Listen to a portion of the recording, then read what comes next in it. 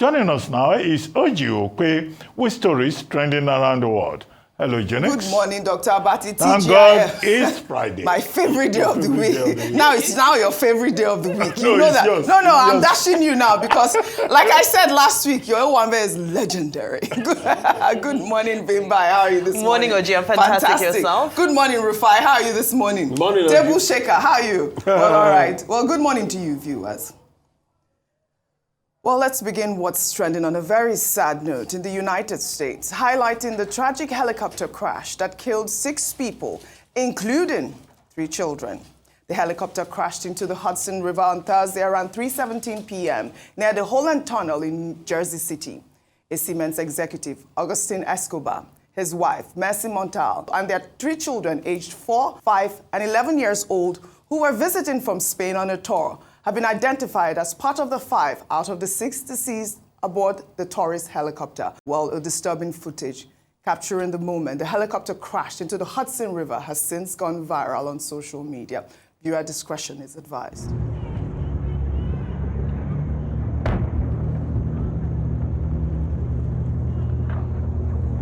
This was quite disturbing, really, really sad incident, really. I mean, I know that the eyewitnesses say that the helicopter appeared to have struggled mid-air before spiraling out of control and crashing into the river.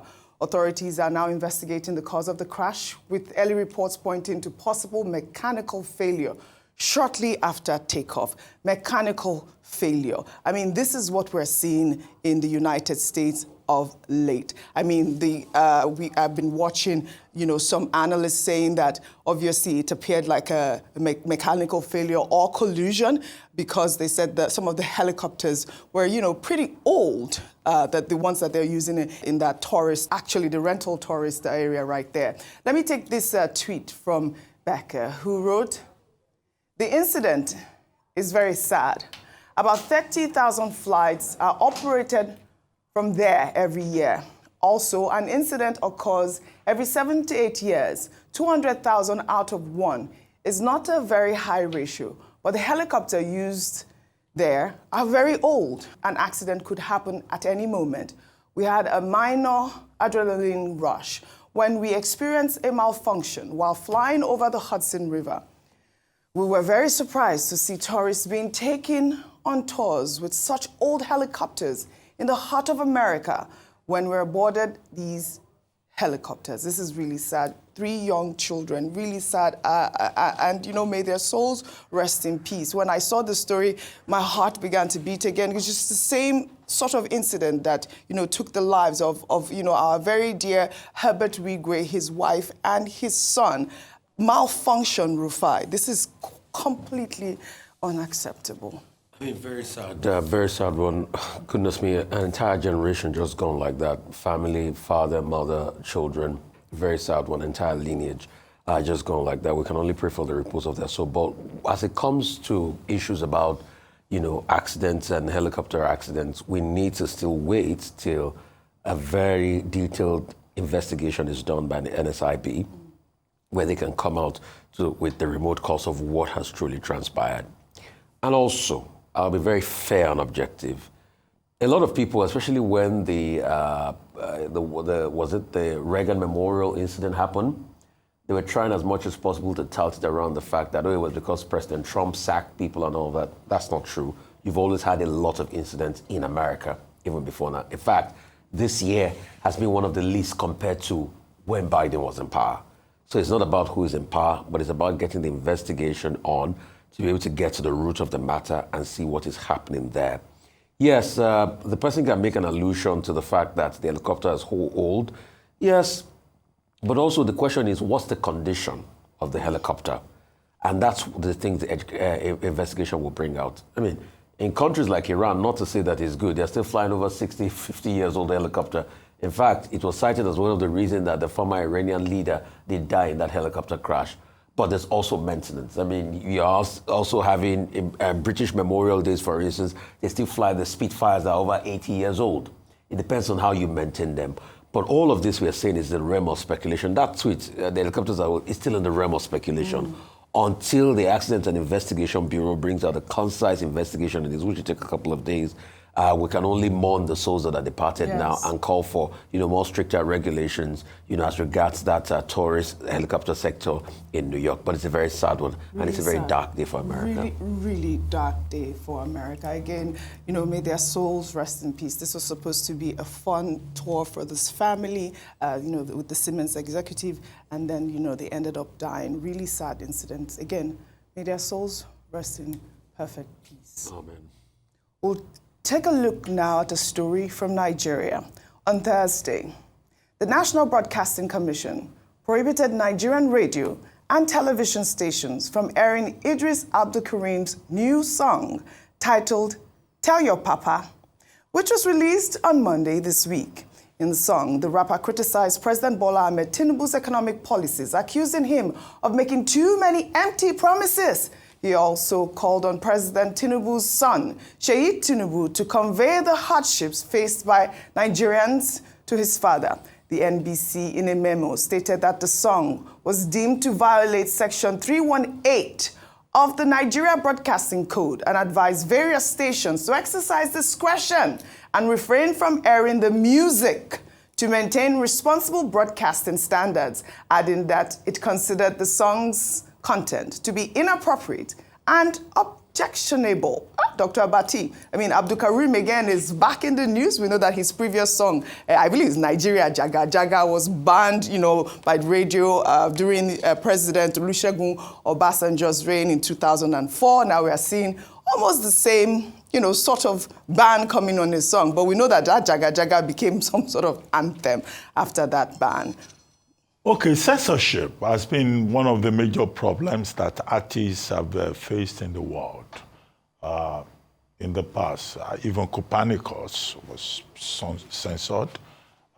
Even other writers were censored, including the man that created the Protestant movement and all of that. So many books, so many songs in history that were banned and burnt. But many of those, artistic works have been revealed to be works that contain truths, that told the truths about the world. Even Galileo Galilei, when he said that the world was round and not flat, it was, sanctioned. Even Cicero had his tongue pulled out of his mouth because they said he was saying things that were not acceptable, not fit to be broadcast, and that he didn't exercise discretion. I use the word not fit to be broadcast because that's what Section 3.1.8 of the National Broadcasting Code of Nigeria is relying upon. Now, here, we're dealing first with censorship and the futility of it, and the abbreviation of the right to freedom of expression under Section 39 of the Nigerian Constitution. In the United States, they will call it the First Amendment. Now, the NBC operationalizes a subsidiary regulation. Are we dealing here with overreach on the part of the National Broadcasting Commission? There have been issues about the current extant NBC code, and now they arrived at some of those provisions in that code. Now, the discretion that they are talking about, that should also be a question that the people running the National Broadcasting Code should ask themselves about the quality of their discretion, about the quality of the maturity that they bring to the work. But that's another question for another day. But we see censorship as a form of dictatorship. And the Tinubu administration must resist dictatorship, particularly with the freedom of the imagination, with the freedom of the artist. Second, this is not the first time that AbdulKareem will face this kind of situation. In 2004, that was when he released Jaga Jaga, Nigeria Scatter Scatter. Even President Obasanjo directly attacked him because of that. I think that particular song was also sanctioned. But the limit of censorship is that when you censor something, when you ban something, you can even promote it. Nigeria Jaga Jaga, Nigeria Scatter Scatter became almost a national anthem, in spite of the ban in 2004. In 2024, this same Eedris Abdulkareem released a song titled Emilokon, in which he criticized President Tinubu. And now he has released this one, say, Tell Your Papa, in which he's sending Seyi Tinubu to his father to say, look, Nigeria is not okay, people are hungry, people are this and that. What the NBC has done, by banning people, by misapplying and misinterpreting Section 39 of the Constitution, is that people now will begin to go and look for this song. Yes. What we teach students in in the field is about how you can use song as satire. So I think that this is a satirical song, and many Nigerians may now have been motivated by the National Broadcasting Commission to go and look for it, to find out satire. So banning things, banning knowledge, banning expression did not work in the 12th century. It did not work in the 13th century. It did not work in the 19th century. It's not likely to work now. All right. Well said, Dr. Abati. Well, we'll take another story now. Well, the controversy surrounding President Bola Ahmed Tinubu's appointments has taken center stage in social discourse.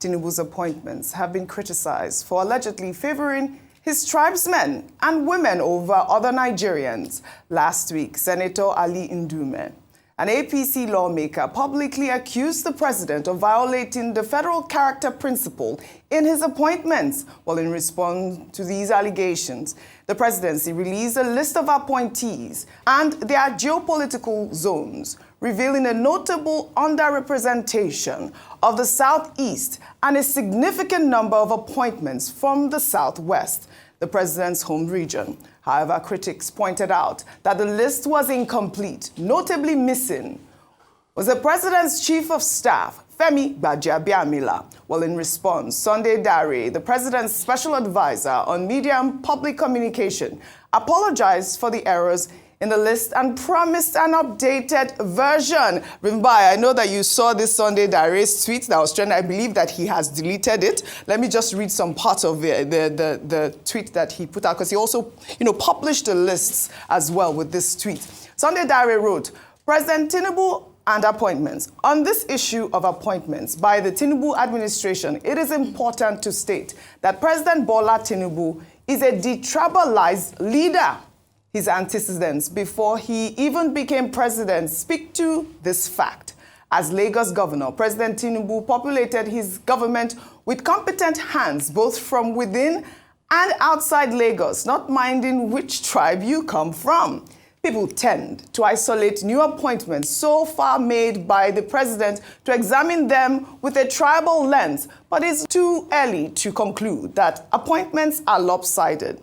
Tinubu has barely completed 2 years in office. There are plenty more appointments still coming. Well, Sunday Dare, we are still waiting for that list. But let me just, reel out, the numbers of the list that he had published. According to the geopolitical zone, I believe there were about 29 from the Southwest as well. Then we saw 25 people from the North Central, 24 from Northeast, 35 from Northwest, 22 from South-South, and, 15 from the Southeast. We saw that, that was some of the outrage we saw. Because it did show that, some sort of lopsidedness. But I saw a lot of people from the Northwest, Vimbai.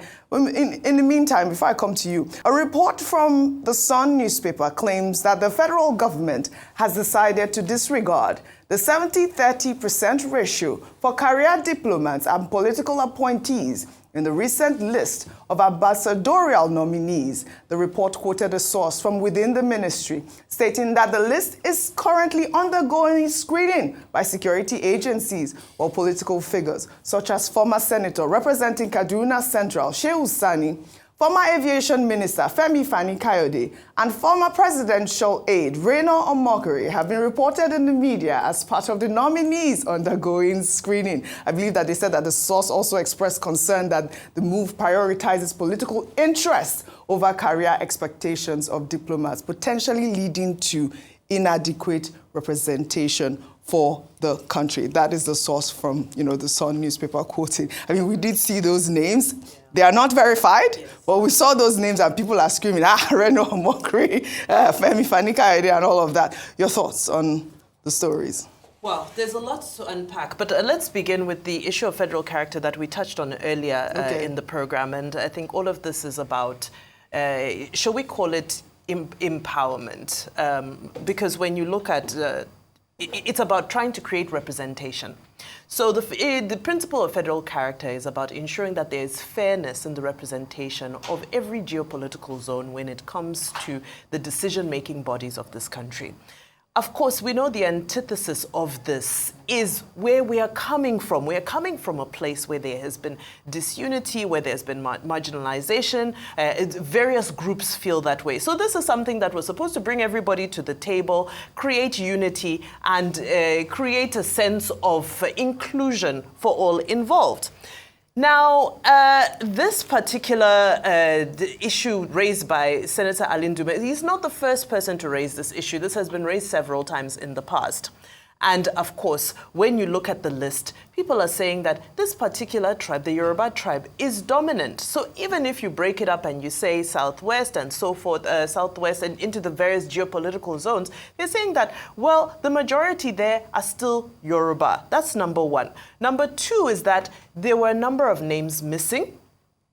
From there, I believe the most recent appointments from NNPC were not reflected there. There's a number of names that people are saying, like you said, Femi Gbajabiamila was not there. Yes. So how can we say that this is a robust list of the political appointments that have been made? Now, I understand the strategy at play because when former President Buhari was criticized of the same thing, his advisors also did the same thing. They released a list that stated each of the geopolitical zones represented. Now, in all fairness to him, when we looked at that, because remember President Buhari was often accused of always prioritizing the north, the north, the north. But when you look at the breakdown, it was distributed across different tribes in the north. Is that a justification? Well, that's one of the arguments. But for this, people are saying that we now wait for the final list because this was supposed to vindicate you, but it seems you now created more hot soup for yourselves. People have the statistics. Let's see what they will share for us now. 2 years down the line, federal character is supposed to be implemented from the beginning. Another challenge is the fact that federal quota in and of itself, federal character, is not a quota. So the Constitution doesn't say that this is the number of people that has to represent each place. It speaks of fairness. So maybe that's something that needs to be looked into until we get to a place where there can be that equality in representation. Now, 2 years without ambassadors is absolutely just shocking. Yesterday there was some criticism around, not just yesterday, throughout this week there's been criticism around the president being in France for a working visit and the fact that we don't even have an ambassador there, and then reports saying that, well, the French president himself is actually not in France at the moment. He's here somewhere in Africa attending to some business. And we just ask ourselves, all of this in the absence, who is representing Nigeria? Who is holding fort for the nation at the moment, where the world is at a massive precipice? Conversations are being had. Diplomacy is what's leading right now. But we don't have anybody to represent us in these high-level conversations at the moment. So many things to unpack there. We are waiting for Sunday Diary's updated list. This representation that we are asking for. And we are seeing this story from the Sun newspaper. Your thoughts? So see, this is my mindset as regards federal character. It should not just be about where you are from. It should also be about the competence of the individual. And if you look hard enough, across every area, over 774 local government areas in this country, we have competent people, we have standard people. The accusation that I've also made is the fact that, see, it's tilted more towards the Yoruba tribe. I'm a Yoruba man, I'm telling you this. And I want a level of fairness. See, you will look at that list and you'll see a lot of North Central. like some of these NNPC appointments recently made, they will claim they're from North Central, but they're from Yoruba ethnic group. And that's just what it has become. When people start to have that perception that, oh, it's a Yoruba government, that's not fair. And a leader must absolve themselves from all of this. See, let's go back to the Civil War. These were exactly the concerns during the Civil War. Federal character has always been a big issue. We all even set up a Federal Character Commission. We must be able to have a level of balancing, and that must start from the perspective of the leader. The leader must be able to incorporate many parts. It has to be said. Mm-hmm. Please correct me if I'm wrong. During Olusegun Obasanjo's time, did we ever have a need to say it was a Yoruba-based government? No. In fact, the accusation against Olusegun Obasanjo then was that it was a Southeast government, an Igbo government, because he embraced a lot of people from the Southeast. So that's what we are talking about. And you see, I do not like the vituperations and the jerking reactions from the presidency, because when you make any comment, they think you are attacking them. No, we want the best for the country. Right. They should stop this constant case of Jakboroism. Jakboro, forget what it. Does it mean? Jakboro means you wiggle. You are so quick to respond. No. And Ali Ndume was apt when he said, we know that their foot soldiers are going to come at me. Yeah. So please, let us remove that. Secondly, I have not gotten the empirical list. I don't want to comment based on not having empirical facts. All right. But if the feelers I'm hearing as regards the quality of persons being considered for ambassadorial position, Nigeria has become a joke. All right. It is dancing wiggle, wiggle, wiggle, wiggle. All right, Rufai, you and your words. But you know, my dad asked me once to ask you, Rufai. You said Werekpe. What is Werekpe? He wants to know. Means Werekpe. When you criticize them, it affects them like Werekpe. Dr. Abati, your thoughts? Look, what we're dealing with is a problem at the heart of the Nigerian national question. Yes. It speaks to the fact that we're not yet a nation. We're a country whereby everything is looked at from the prism of religion and ethnicity. Every Nigerian that gets to power at the center plays the politics of proximity, plays the politics of what Matthew Kuka calls the Maronization of power, and does not also feel safe with people from other parts of Nigeria. You want your own people, thinking that your own people are the ones that will make you safe. That's why, go and check. When they appoint a chief security officer, ADC and all that, they usually pick people from their areas. So, and this problem has been there. It was part of the reason for the Civil War. Decree number 34 of 1966, the unification decree introduced by Onronsi. People say, oh, this was supposed to help Igbos because, an Igbo man was there, and they looked at the government and they said Igbos were dominating everywhere. We have not recovered from that root cause in this country. That's why I have argued elsewhere that this federal character that we're talking about, yes, there is the whole purpose under Section 14, sub 3 of the Constitution is about equity, fairness, that's it. Diversity. That's it. But also, there should be an emphasis on competence, ability. The president of Nigeria, in dispensing patronage, I said over 5,000 positions that can be dispensed by the federal government of Nigeria. It is up to the president to make sure that there is fairness, equity. But should we get to a point in this country? That's the question. That's the question. When we should say there should be meritocracy. Yes. I'm sitting here, wasting volumes of saliva every day. But in this same country, you have touts in important positions. Correct. You have Division 3 persons in important positions. Yeah, I was told Agbero is tout. Agberos. No, my definition yesterday, I said street tax collectors. This is a tout. Touts are street tax collectors. No, well, I didn't use the word tout. I said street tax collectors. Go ahead. That's the elegant phrase that I used. So This is this country where you have Division 3 people in important positions, just because they have godfathers, just because they come from a particular part of the country. This is a country where a boy from Anambra will score over 300 in JAMB examination. He will not get admission. Somebody will score 100 from KB State. He will enter university. And then before you know it, he will end up as a permanent secretary or as a Supreme Court judge. Right, all right. No, that kind of thing does not go well for national development. This is the question. We have to return to that conversation when we merit matter in Nigeria. Well said. We are appealing for meritocracy.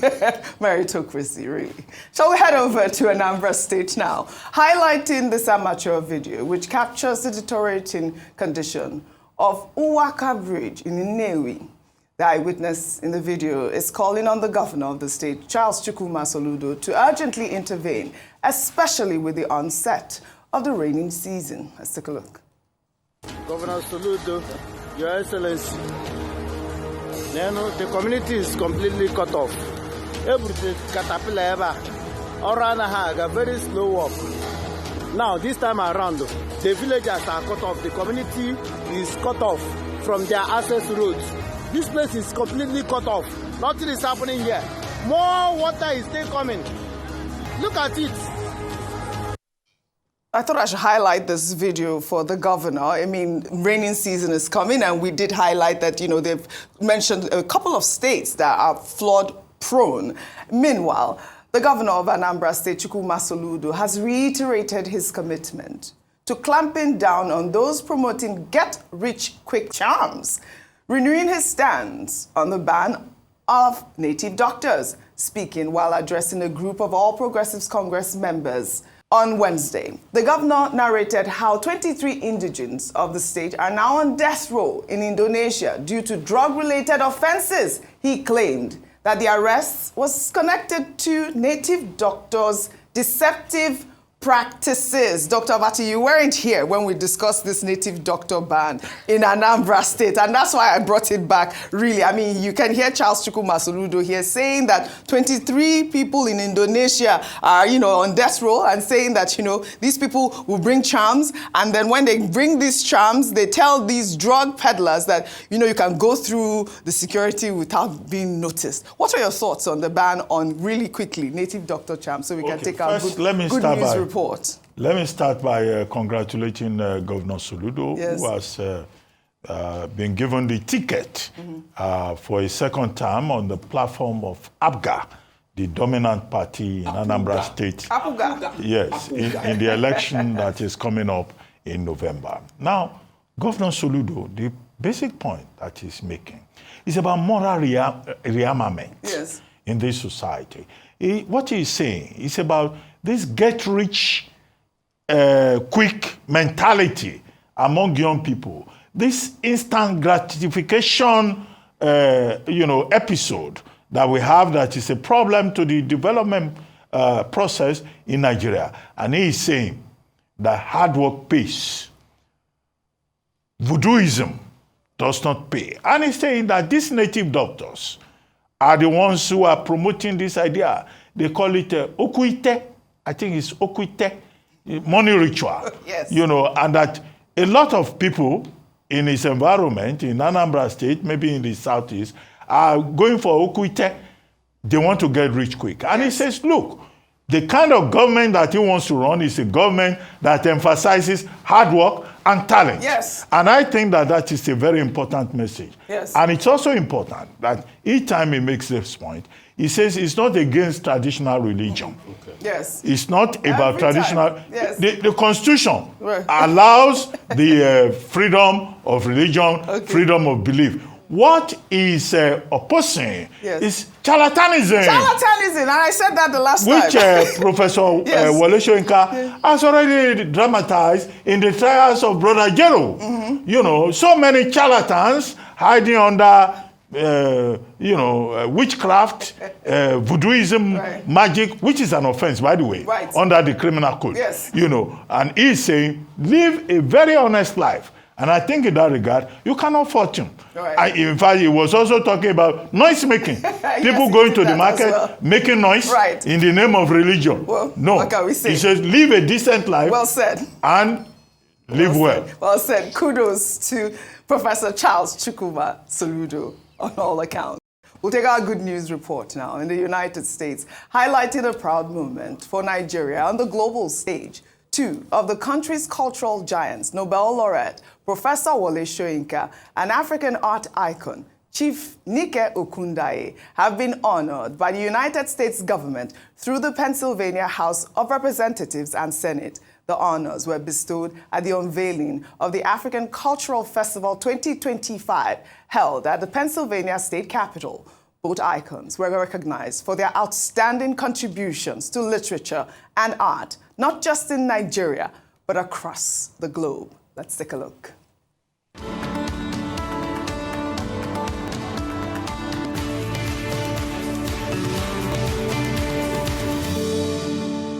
Professor Soyinka, who recently turned 90 years old, is the first African recipient of the Nobel Prize in Literature.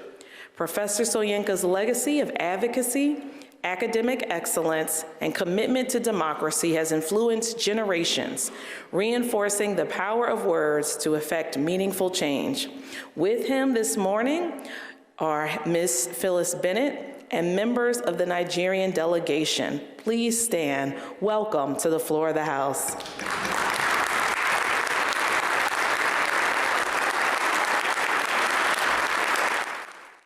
All right, this just gave me goosebumps. Bravo to both icons. I mean, only recently, Nike was honored as a Queen of Adire in Osun State. Chief Nike, I'd love to thank you all for your great analysis, as always, on what's trending. Really proud moment for Nigeria. Congratulations, Professor Wole Soyinka and Chief Nike Okundaye.